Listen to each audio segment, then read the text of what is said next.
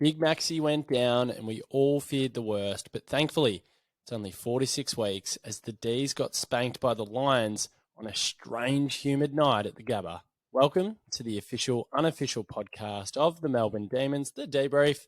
I'm your host, Adrian Horton, and I'm knocking back a whiskey with my broski, Scotty Horton, out there in Croydon. Welcome, mate. Thanks, mate. Happy Sunday Bloody good to have you on. Bloody good Yeah, to have mate. you on, Scotty. Where have you been hiding? I've been hiding. It's just been a long summer. We've got on board the South East Melbourne Phoenix this season, so I've filled the void. Had probably the same season the D's last year, what the Phoenix had this year. So, just rolling into the season. We went to an awesome victory last week and had an ordeal on Friday night, which was crap. Yeah, it was a very odd experience on Friday against the Lions. But just before we get to that, Scotty, while we hear the crying baby upstairs, poor Harry, North, what a win. That was amazing last night. It just shows you how bloody good footy is. They got over the line by 1 point. Really enjoyed that. It actually gave me a little bit of a spring in my step, and it's been a very strange kind of start to the season as well. We've seen St Kilda rattle off a couple of wins themselves. The Dons fans are up and about, although they've only beaten the Hawks and the Suns. But then you've got the Bulldogs who have struggled, Scotty, and they're 0-2, and Geelong is 0-2. So it's been an awesome couple of weeks if you look at it from a neutral perspective. But that North win for me, Scotty, last night, that was great to watch. I enjoyed it. That's footy. That is good footy. But I don't know. I reckon you kick it deliberately out of bounds from that position. I would have liked to see Freo have a shot after the siren, just to make things interesting. What, and just to put the Roos fans out of their misery? That would have been a horrible way 100%. to lose it. 100%. Yeah. It was definitely a fair kick in my opinion. Same here. So anyway, they get the win. So good on them. They're 2-0. So I think everyone needs to cool their jets in the media. They hype it up this time of year. We're round 2. Geelong didn't get going until round 10. We'd won 10 in a row and see how we finished. So yeah, I think everyone just cools their jets. I think our game, God, I know we're going to dissect it in full, but what a frustration when you throw caution to the wind in the last 10 minutes and you play freely without a care in the world and see the result instead of mentally being strangled for 3.5 quarters. Wowee. Yeah, it was just absolutely pathetic. It reminded me of some of our losses in 2019, the Cairns debacle in 2020. I put it up there as our worst performance since then, Scotty. To be smashed as much as we did in contested possession, I know we'll get into that in a little bit more detail, but to just go away from all the things that we're really good at and known for, the hallmark of this Melbourne Footy Club, the contested beast that we are, to get absolutely brutalised in those areas was just so weird. It was so un-Melbourne-like. It was. I hate giving excuses, but we just didn't adapt to the conditions. They just played free-flowing, attacked every contest, and we sort of sat back waiting. Whereas we've got some of the best inside balls in the comp.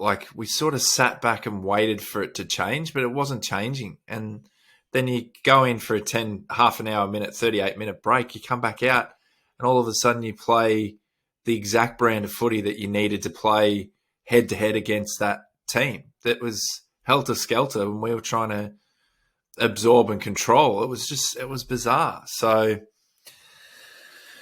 Max, I think the Max thing, the mentality of him, Max went down, the whole group got all scared about him, and then it just wasn't the Melbourne we've seen of the last 2-3 years. So very disappointing. Yep. It was, and I agree with you. We couldn't handle the pill very well, and we definitely didn't adjust to the conditions. And it was almost as if in the second and third quarter, the coaches had put the message to the group that we needed to maybe slow it down a little bit more and play some controlled footy just so we could possess it cleanly. It was like a cake of soap. It was horrible conditions. Clearly the Lions handled them a lot better. But we should get to Max. It was the big story on the night. And Scotty, oh my God. How much anxiety does that give you? Fuck. It's fucking hell. It's like waiting for test results yourself. Like, it was the worst. And then it got to It was 12:30, horrible. and we're messaging back and forth, and you're like, when I know, you will know. But it just made me anxious, so I just switched off for the rest of the day. And then I think you rang me at, 4 or 5 o'clock in the afternoon. You're like, he's all good. And I'm like, oh, thank God. Yeah. Well, it was a huge relief, Scotty. So he's got the MCL, not the ACL. And as I said off the top, 4 to 6 weeks off. And these are the games that he'll probably miss if he takes the maximum stint on the sidelines to recuperate. Sydney on Sunday coming up, West Coast away, Essendon at Adelaide Oval for gather round, Tigers on Anzac Eve, North at the G, and Gold Coast away. He probably and potentially makes his return for the Hawthorn game at the MCG, and then we've got It's Port not away bad. after that. That's not bad. It's not bad at all, Scott. If we're ever going to lose him for a period of the season, and clearly we never want to lose Max because he's so vital and so important, but there's some good wins in there, you would have thought, and it's a great opportunity for Brodie Grundy, who I thought toiled away, and I think he's steadily building towards some semblance of form. He was out of the game for a long time, of course, Scotty, with those documented injury problems. So as a big man and someone that loved to ply his trade in the ruck, what are you expecting out of Brodie Grundy, given the fact that he's got such a huge opportunity now? He's an All-Australian ruckman only 2 years ago. He's come off a pretty heavy load of injuries. Then he's had the psyche of not being played in a side because they were going to trash him anyway, and they're paying half his wage this year. So I'm just sick of all these people out there that are potting him and going him. I mean, the guy had 40-something hit-outs and a fair few touches. Like, it's going to take him time to build into this side. It's a completely different outfit to what Collingwood are. So I don't understand some of the negativity about it. Most of the negativity comes from the people that didn't want us to bring him into the club. And the guy's fine. I mean, the tap ruck stuff will come. I mean, the touch, the hit zones, all that. It takes a while to build a rapport with your mids. So I don't know. I think everyone needs to cool their jets. It's round 2. The guy's played 2 games in the Melbourne jumper. I reckon we judge him after 10 rounds and see where he's at. But he's only going to build from here. And the bullshit going around that, we lost Jackson and Jackson's better than Grundy. Tell you what, go and watch the last 2 rounds. Luke Jackson playing, he looks like a witch's hat. So I'm hoping they keep tanking the way they go and we get a top 5 draft pick next year. So yeah, absolutely. Freo watch going very, very well indeed. They've had a horrible start to the season. But just on Brodie and Max and the combo, the thing that I love about Max Gawn is that you absolutely know that he'll step up as a mentor and a coach and just continue to do what Max has always done for the large majority of his career. He's such a fantastic leader, Scotty, that he's not going to cry poor me over this knee injury. He'll be ensuring that he's working with Brodie Grundy and all the mids this week to make sure that they understand exactly what those hit zones are that you're speaking about, and just be a great figure and presence amongst that group as we prepare ourselves for what is a humongous game coming up on Sunday against Sydney. They've been our bogey team for a long, long time. So I think Max will just put his coaching and mentoring cap on, and I think he'll have a big influence on Brodie off the field and from a training perspective this week, and probably for the next 4 to 5 weeks. I imagine Scotty will see Max in the coaching box as well and try to have a really big influence on the group during game day. So as much as it's absolutely gut-wrenching to see the big fella, and those scenes in the rooms and those pictures just absolutely floored me. I was a very anxious person going to bed on Friday night because we love the big fella so much and he is so bloody important to us. But I just know deep down that Max will try and make sure that he creates an opportunity out of this himself, and he'll try and lend as much as advice and expertise as he can to Brodie and all of those mids, because they need to get their shit together. They can't get bullied the way they did on Friday. Yeah, but everyone's blaming Brodie Grundy for the way that Petrarca and Oliver played that game and all the midfield. He can only hit it to a spot. It's got nothing to do with the ruckman in that situation. If you're getting beaten in centre clearances and everyone's saying, oh, yeah, but they're sharking his taps, well, that's the work rate of the midfield group. So Anyone who knows footy knows that. So we just got beaten around the ball, which is not normal for us. So they sort that No. shit out and we'll be fine. Absolutely. But The numbers were wild though, Scotty. Like just looking at them, 60 clearances to 32, down 28 in clearance is just an absolute shellacking. And then we're 15 down in contested possession, which was almost a good result for us. It felt like we got beaten up a lot more just across the entire ground. So I was a little bit almost surprised that it was only negative 15 in contested possession. But the clearances have been a problem for a while. They definitely were in the first round as well. We probably didn't get enough dominance from stoppage clearance against the Bulldogs. It's got to be the big talking point for the group coming into this week. Yeah, 100%, 100%. 100%. Brodie Grundy could be the next Cam Pedersen for the next little bit. Remember Pedo when Gorm went down last time? He dominated. He did. He had a really good stint, to be honest. So my positive take on the fact that even though we did get bullied and brutalised and beaten up in the midfield is that at least we know they're going to review that part of our game thoroughly in the wash-up. So that'll be the huge focus coming into this week. Clarion Track, they're very proud footballers, as we know, Scotty. They're going to be so dirty on themselves the way that they conducted themselves on Friday. It was very unlike them to have their colours lowered so much.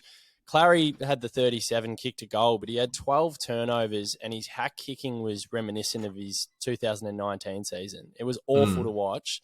It's probably the worst 37 possession game I've ever seen from an individual, if we're being brutally honest. And then Viney, he'll be better for the run, but God, he looked rusty as well, Scotty.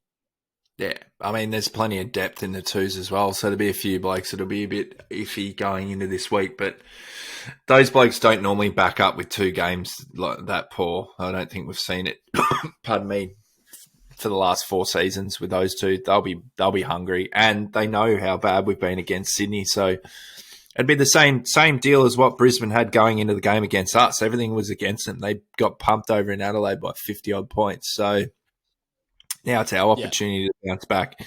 And I don't care what anyone says. That was a 60-point loss, the way that we were playing up until that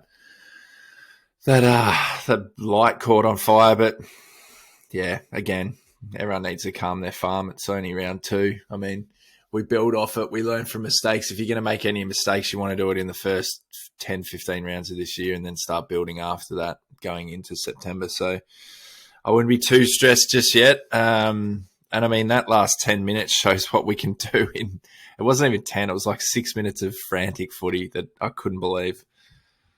Yeah, it was absolutely berserk. It was mental. It was madness. And the weird thing for me is I'm trying to kind of ascertain in the last few days, what do we take out of that? Does it reiterate the idea that when we take the game on, there's run and carry, we abandon the safe controlling approach, which I actually think is bullshit now. The game's moved away from that. It's clear that you've got to take risks, you've got to take on the corridor. Is it a good thing that it gives us that belief that we can mow down teams? We didn't see enough of that in the second half of last year. What do we get out of it? Do we get anything out of it? I know Simon Goodwin was proud of the fight in the boys, and I certainly was as well, but should we read into it too much, or should the boys understand that going into this next week against Sydney, take the bloody game on. Don't play this safe footy. The last 10 minutes is the blueprint for the rest of this season. Like the slow controlled stuff, you saw Carlton do that in the first round and it turned out to be a draw against a helter-skelter, free-flowing, get the ball moving at all costs in Richmond. It's the game of control doesn't happen. We've got enough skilled players in our side to play that brand. Take it on. Take the corridor on. Like Collingwood's a clean example of that, a clear example of that. So, and they're clean going inside as well. They've got some elite ball users. We've got some good ball users as well. They've just got to back themselves to take those kicks on. And you saw it in the last 6 minutes of that game. We took it on and threw caution to the wind, and look what happens. Because we've got enough skill set. If you get it deep into Ben Brown or Chandler or Bailey Fritsch, like Bailey Fritsch coming back in was not his.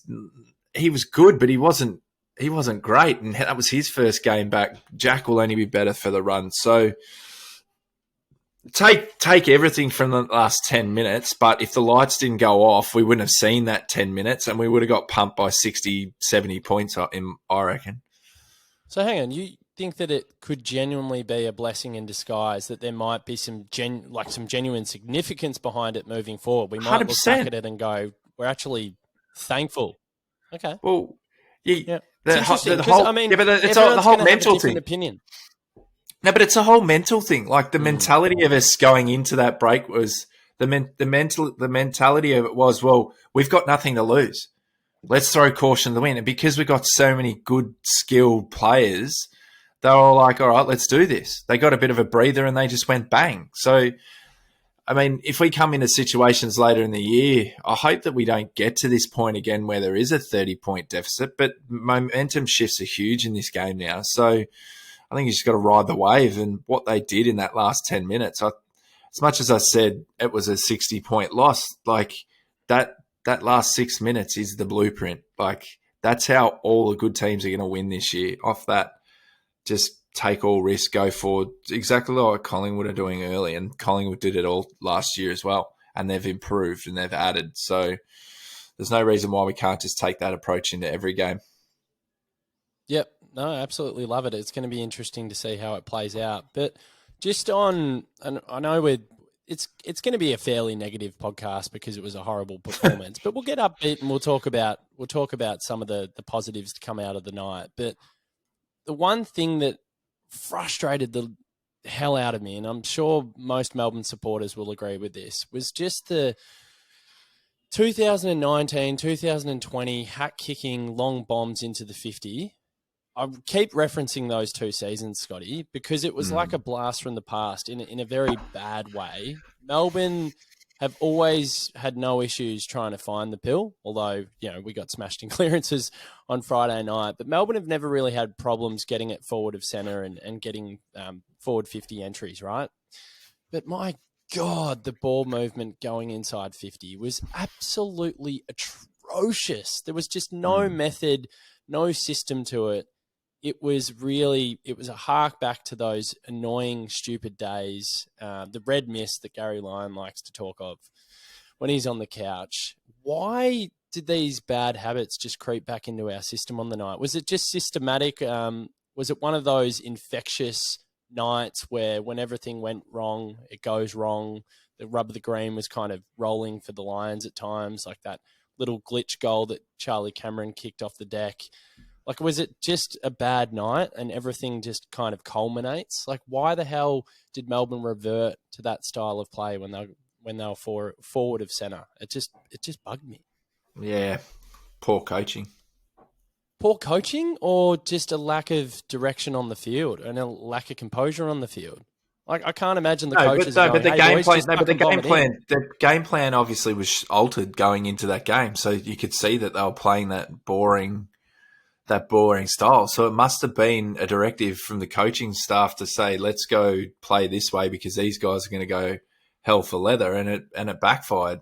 And it didn't take until we had a 10-minute, a 35-minute interval for a light burning on fire that turned everything around. So we said it in a thread when we're talking on the night, like the game plan going in against this team was ridiculous. Whereas the blueprint the week before was completely different. So I don't know why we have to change our style of play depending on the opponent. I think you just go head to head with it, and especially against a team like Brisbane, and up there, it's like a cake of soap. So I just don't think we adapted to the conditions, and then the conditions dictated the way they approached it. But then, I don't know, it was bizarre. It just didn't look like us, and that was the most annoying thing.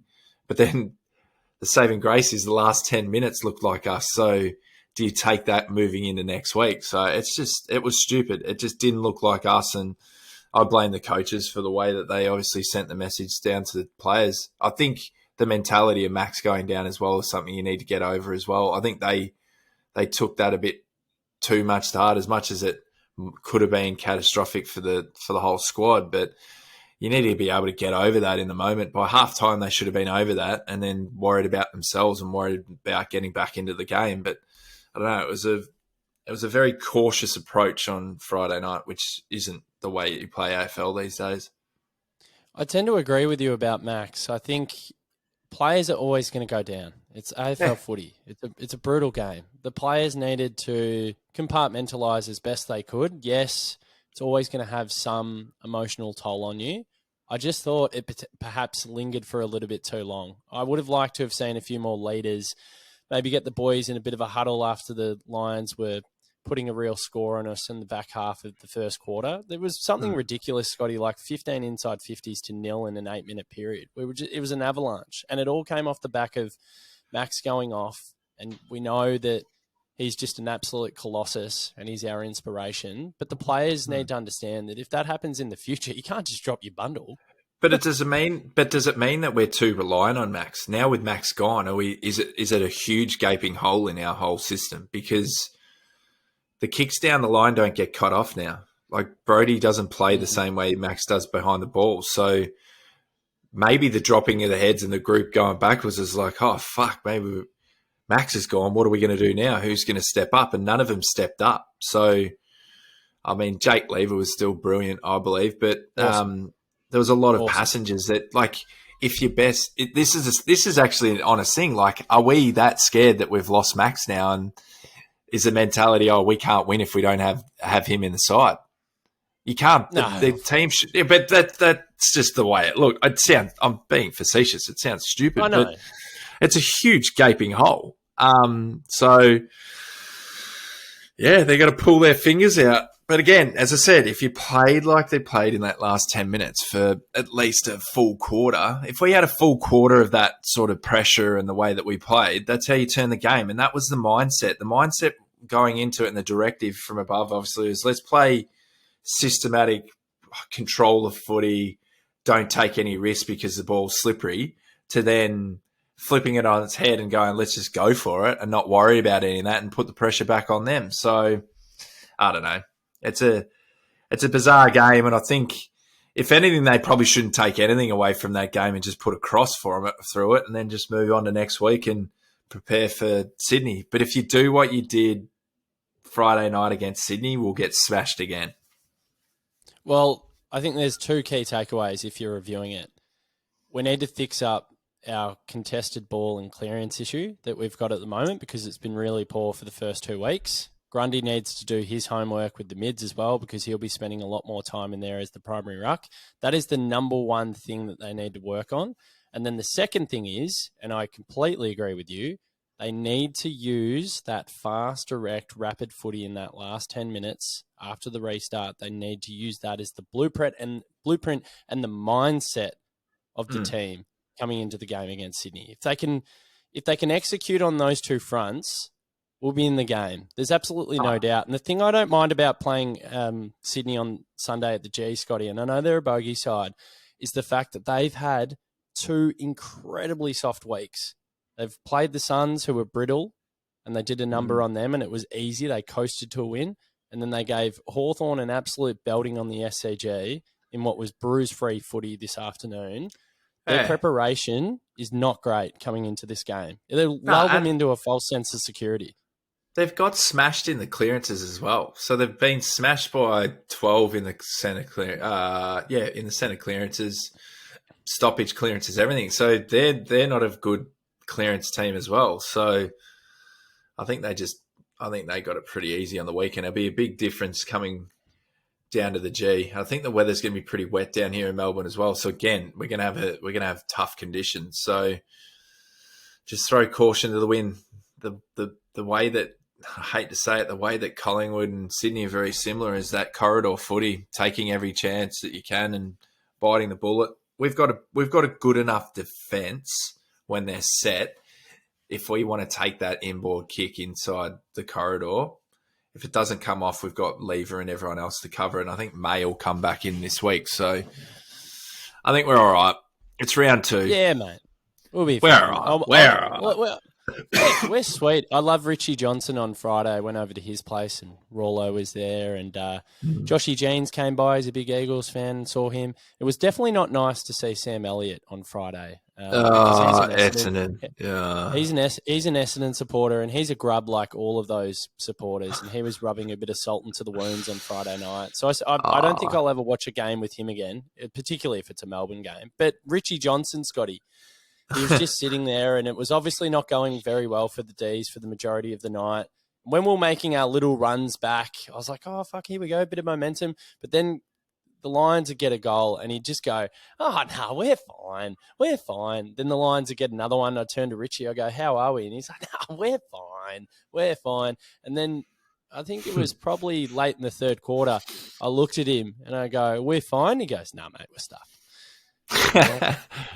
There we go. So he was holding on for a long, long time. He thought there was going to be some miraculous comeback at some point, but it never really happened until obviously the little saga with the lights and when we came back out. But it was just so imagine if we pitched it. Imagine if you pinched that. It would have been. Do we want to talk about that? Oh, it would have been a travesty. Imagine that would have broken their whole psyche, and they would have whinged about it for weeks on end about the. Because what's his name? Their, I don't know, head of ops. He was trying to get the game cancelled. So it would have been unbelievable. Like Freddie kicks that one, then we go back to the centre, we load again, and that last inside 50. Like, imagine. It would have been unbelievable. It would have been ridiculous. I just would have been laughing my head off. So I was driving home after the restart, so I had to drive from Caulfield all the way back to Brunswick. So I make the trek and got the footy on the car when they restart it, and we just kept kicking goals. And I was like, this is pretty funny, like good for percentage, right? And then when it got really close, I started to think to myself, I was like, we're not actually going to do this, are we? And then I almost convinced myself that we were going to do this or at least get a draw out of it. And I tell you what, Scotty, if we had won and I'd exited my mate's place, a big Demons fan, and Rollo had left, who's another massive Melbourne supporter, and we hadn't seen either a draw or an actual win, given the circumstances, we would have been kicking ourselves forever. Like forever that we didn't experience that together. I reckon I would have just driven back to Caulfield. You wouldn't have been driving home after it if we'd won. You would have been out. I would have gone out. I would have gone out for sure. There's absolutely no doubt. Because in an alternate universe, it would have been completely bonkers to win from that position, 40 points down, only 12 minutes remaining on the clock. It would have been like nothing else we've seen in footy. And you are so spot on, Scotty. The carry on and the whinging from the Lions supporters would have been something else. So I kind of told myself or imagined myself living that experience when I was lying in bed on Friday night, thinking about the what ifs, is there a world where that actually happens and we pull it off? It would have been just an absolute travesty for the Lions. And I don't think we would have heard the end of it. I almost reckon there would have potentially been a lawsuit, Scotty. Mate, I've come like full circle in my own head. At the start of this pod, I'm like, that 10 minutes doesn't mean anything. Now I think it's one of the most important things to kickstart our season.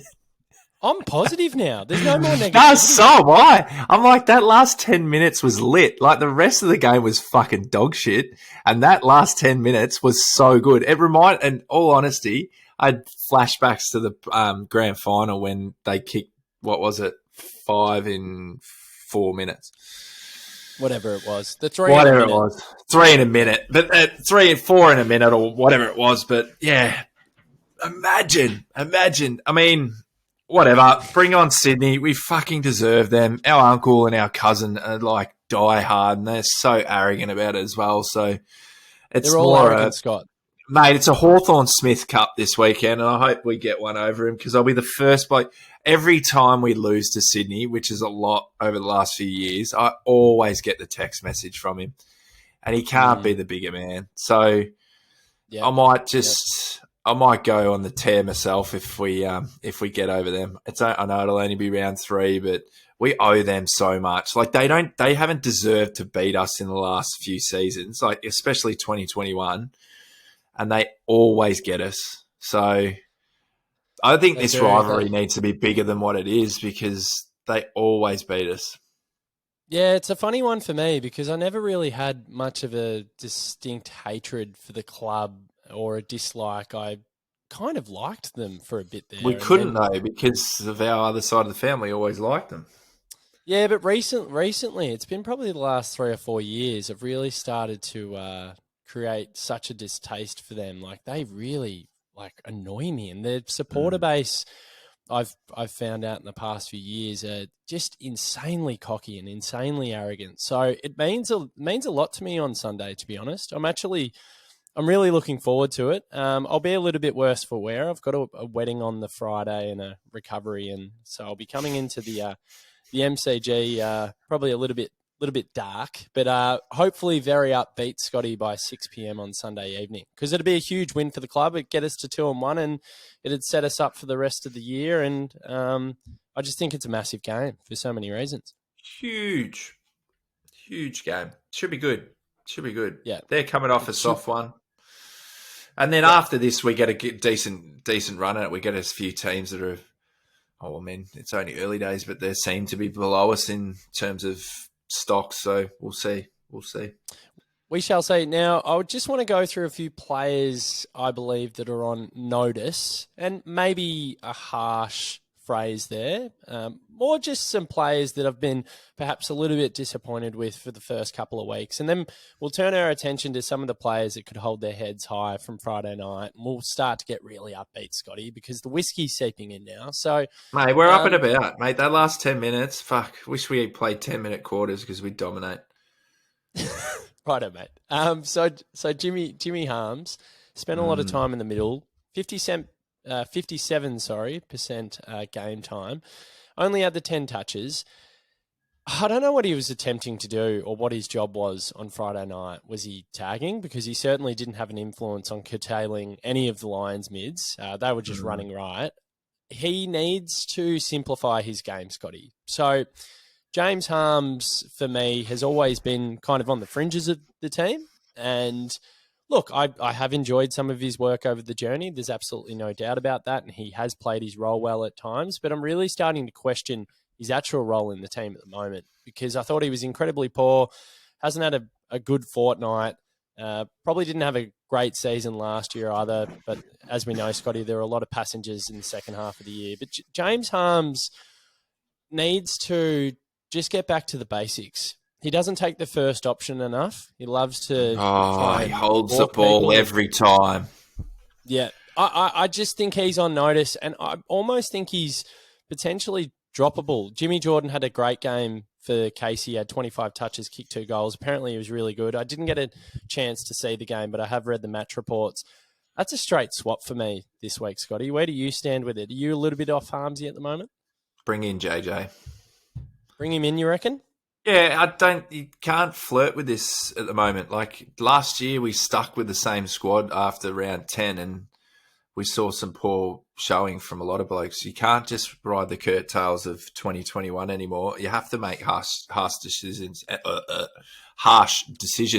But if you've got blokes in the twos that are banging down the door, look at Chandler last year. He missed every opportunity last year, and now he's getting his runs under his belt. So I think if you're not performing at AFL level this year, you have to be dropped.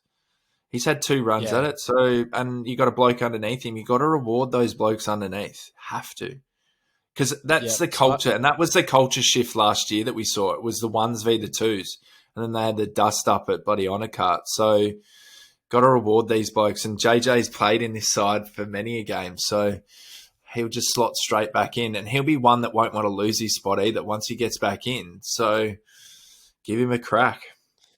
Yeah, I'm going to be the annoying younger brother and pull you up on a couple of grammaticals there. So you've got onto cart. Apparently the restaurant's called Entrecote, and then the other one was riding. And the other one was riding the curtails. I'm pretty sure it's riding the coattails, Scotty. So I'm just going to be an absolute dick. I'm going to be a dick there. So sorry to do that to you. But Jimmy Harms... Mate, it's been a long weekend, and we're doing this at bloody 8 o'clock on a Sunday night. I was asleep on the couch before this.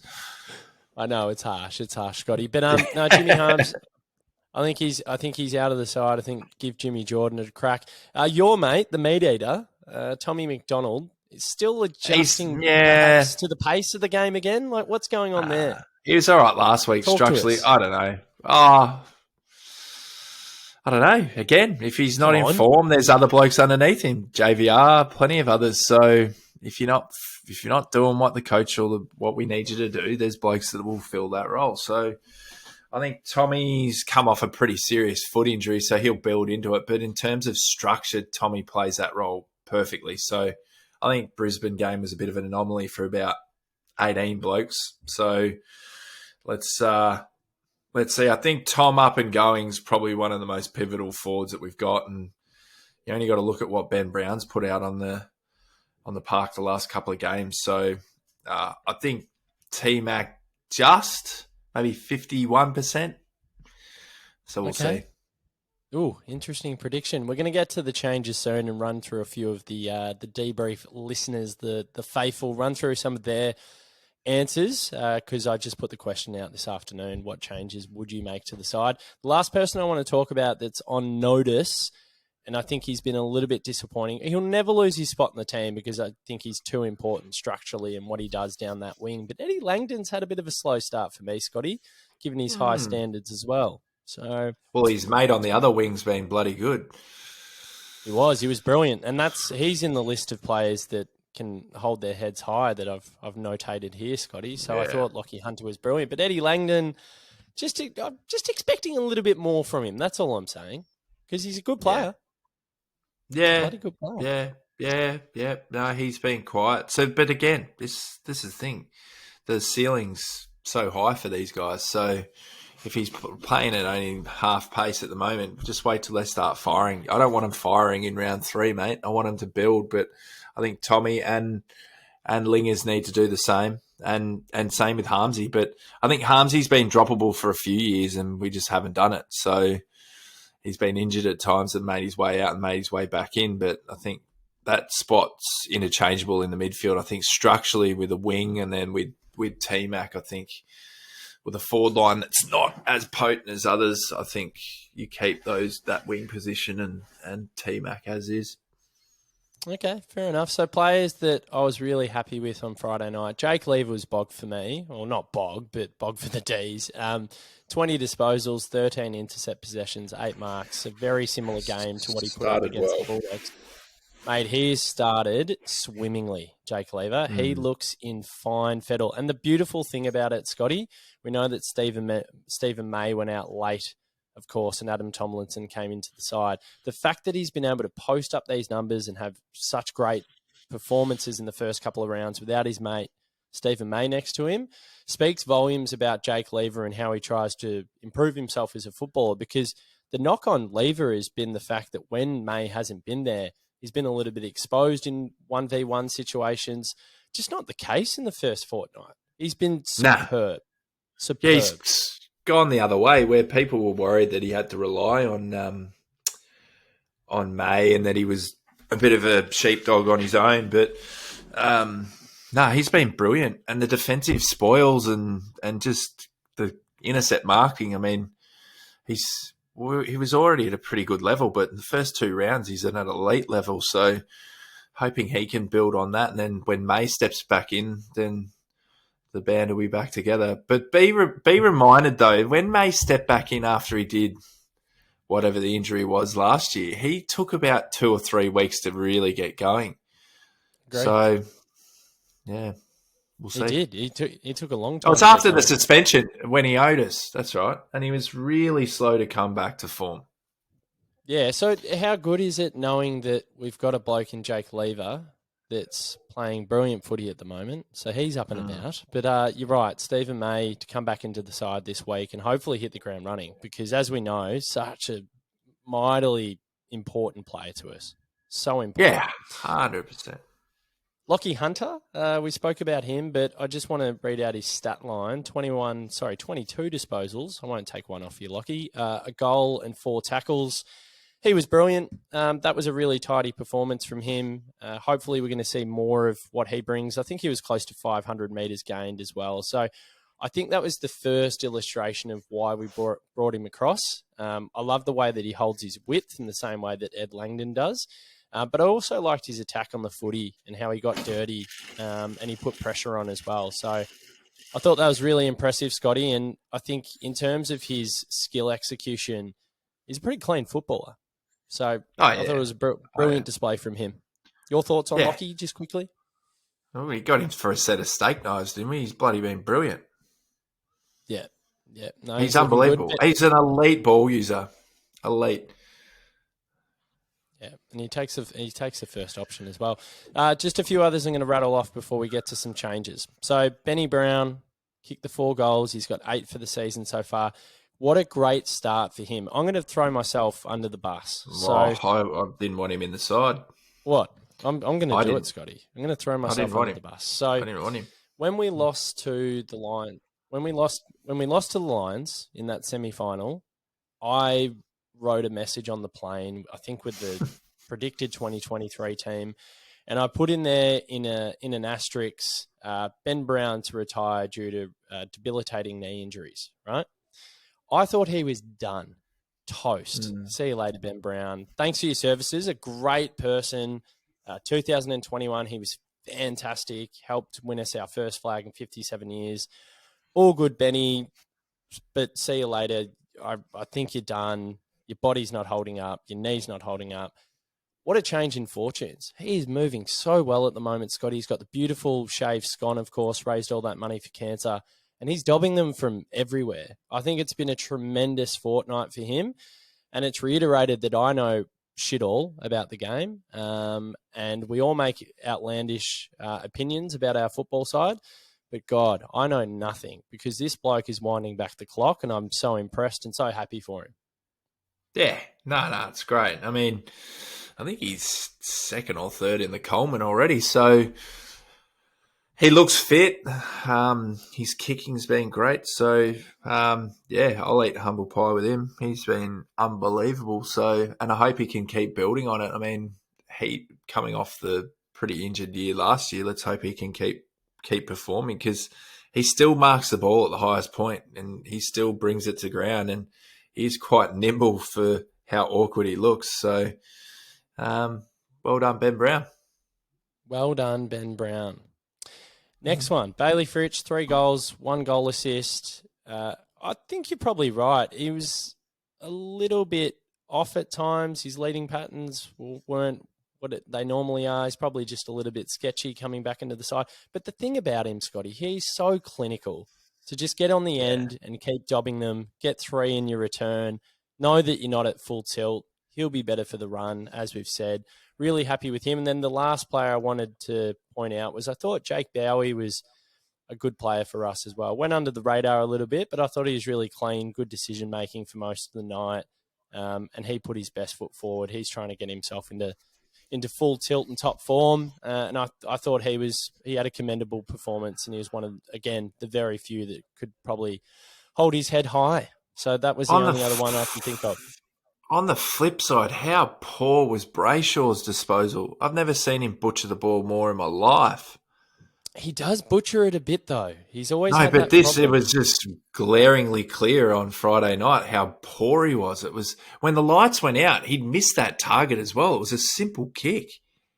Yeah. So now I've gone dark again. But then Bowie, well done. He started the season well, and he went out mid-season as well for us. So he got dropped at some point last year, and good on him. He's such an elite ball user. Like, he can set us off halfback nearly every time. And he's one bloke that should be directed to just take that inboard kick every time, like what the Dacos boys do at Collingwood. He's awesome. And he loves to throw his weight around. He's so small, but he stands tall. Yep, most certainly. I love little Bow Wow. He's an absolute jet. And yep. I can't wait to see what he brings to the table in 2023. I think there's some really good things happening in his game. And he's so deceptively strong for a little fella as well. Yeah, he holds it. Yeah, no, he holds up well, Scotty. All right, we'll move on into some of the changes. So we'll go to the fans, and I tell you what, this is more of a collective thing. The amount of people that have written in and said, JVR, it's time. I agree. And I actually think it's going to happen. So he had a really good game on the weekend for Casey in their win. He had the 19 touches. He did some good work in the ruck, apparently.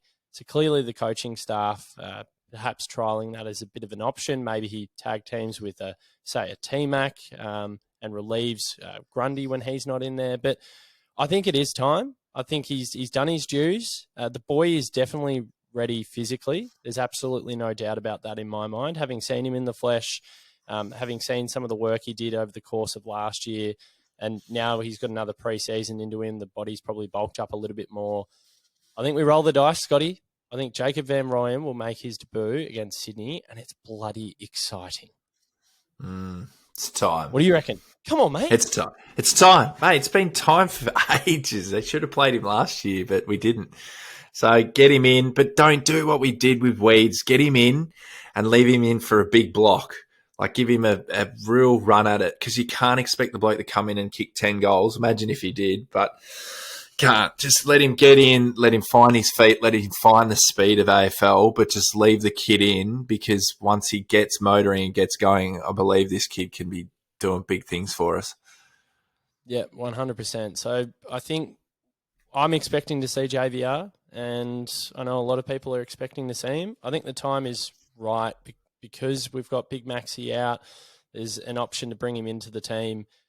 And yeah, as we've all said and we've all mentioned it, and it's well documented, this kid is a huge talent. He's very exciting. There is a lot of pressure on his shoulders. And I know a lot of the footy department have told us to probably calm our farms a little bit, because it is going to take more time than probably most people expect for him to hit the ground running. But look at some of these kids that are playing for St Kilda, Scotty. Like, they're having an impact in the first couple of weeks. I've no doubt in my mind that this kid can have an impact himself. So they're missing 14 of their 22, mate. Yeah, and they're doing a great job. And they're winning. Because there's no expectation. It just shows no expectation. You play freely. When you're expected to win or expected to do well, you look at what we brought out on the weekend. Just get out of your own heads and get out of your own asses, boys, because we've got one of the most talented lists in the AFL, and they've just got to get out of their own heads. Once they do that and play freely, no one will get near us. Yep. And the other player that is potentially, he's put himself in the frame, there's no doubt about it. He was bogged for Casey, was Michael Hibbert. He had 36, 10 marks. He was brilliant. Maybe, I don't actually know about this. Like, Judd McVie, I thought was pretty good. He restricted Charlie Cameron to two goals. And don't forget, one of them was as arsey as they come from the goal square for a bit of a deflection. So I think Judd McVie might actually keep his spot. I think he did a brilliant job on Charlie Cameron. He did the best possible job he could, given the circumstances. We're under the pump. I think I would love to see him retained in some way, shape or form. I'd also probably like to see Michael Hibbert in the side for just that seniority down back, that leadership, and for him to potentially go to a Papley and do a lockdown role on him. And we've seen Michael Hibbert do some great jobs, Scotty. Done some great jobs on some really impressive medium, small forwards. And I like that. I think it's another job for Hibbo on the weekend. I think he might come back into the team. Would you back that in? Yeah. Yep, back it in. Back it in. Okay, we'll back that one in. The only other structural thing that we might actually see change is if Harmsy goes out, Jimmy Jordan comes in. Of course, Jimmy might be a part of a midfield rotation, but I don't mind this one. I'd like to see a bit more of Riv Dog in that second midfield rotation. I really like the look of it in the preseason, and I'd love to think that we can maybe get him on the ball a little bit more. He's another player that's had a promising couple of weeks, Scotty. I thought Riv was pretty good on Friday as well, so I'd like to see him given another chance to run through the middle. So there's ways in which we can tweak it and modify it without going drastic, and you should never go drastic. But with Cozzy out and not playing I was just about to say this coming Sunday, hurts. I blame Cozzy for our loss. No, you can't blame Cozzy. Fucking hell. Blame all the P-arts that didn't rock up on Friday night, which was the majority of our team. Is as we keep saying it in this whole entire podcast, it was just very, very, very un-Melbourne-like. Other than that, Scotty, most of the fans are just calling for, obviously, May to come back into the side. Tomo will be the natural one to go out. Some people even throwing up maybe Petty does a job forward because he got absolutely murdered on Friday against Joey Danaher. He seems a little bit out of sorts, given his high standards. I can't see that happening. What about you? Nah. No, we just keep it as is? Nah. Yeah. Keep it as is. All right, mate. Keep it You as seem is. cooked. I reckon we're going to wrap it up there. I reckon you're done. I reckon you need to go to Mate, bed. my eyes are so heavy. We had a great weekend. Yeah, except for Friday night. No, Friday was an absolute joke. But just before you go, Scotty, just a quick update for everyone, premium and merch announcements. So Monday and Thursday shows, they're going to be free and publicly available. Any interviews that I do, because there will be some, like the footy department staff, Melbourne Football Club tee up, and maybe a few of the players that can't get into the studio. Any chats, interviews with exclusives that aren't in studio, they're going to go via premium. Any that are in studio, we want you to see them. Now that we've got the video podcast rolling out, we did the great interview with Ox last week. My mantra... That was brilliant. Thanks, Scotty. My mantra is we just want to make sure that you see those ones that are in studio. So, pardon me, that's the general idea with it. And we're also working through some long-form ideas as well. So a bit of a side project in a similar vein to what we did with No Merger, that narrative content. There's a bit going on behind the scenes when it comes to that. So again, that will be a premium service. And we're just looking to see if we can actually get that up and running for 2023. So that's pretty exciting. The last point, Scotty, merch, the DeeBrief beanies, the scarves, they're on our socials. They're in our links on Instagram and Facebook. They're in the merch store itself. And as I've said before, all these contributions go into running the podcast, making it what it is and allowing us to hire out the video studio and roll that out for season 2023. So that's the admin, that's the housekeeping, Scotty. But other than that, mate, like, as you said, it's round 2. Chill out. Stay upbeat. Yeah. We'll be fine. Yeah. You got any words of wisdom for the faithful? It's round 2. Pull your heads in. Keep Grundy in. Is that it? Pull your heads in and get behind Brodie Grundy. Get on Grundy. Lee Dowsett. Pull your head in. Yep.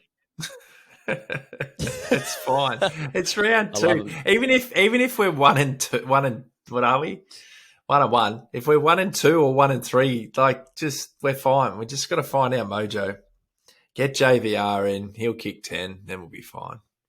He'll kick 10. Listen to you. Anyway, Scotty, it's been a pleasure. Thank you very much. I know you have waned toward the back end of this. You are very tired. So go have a beautiful kip.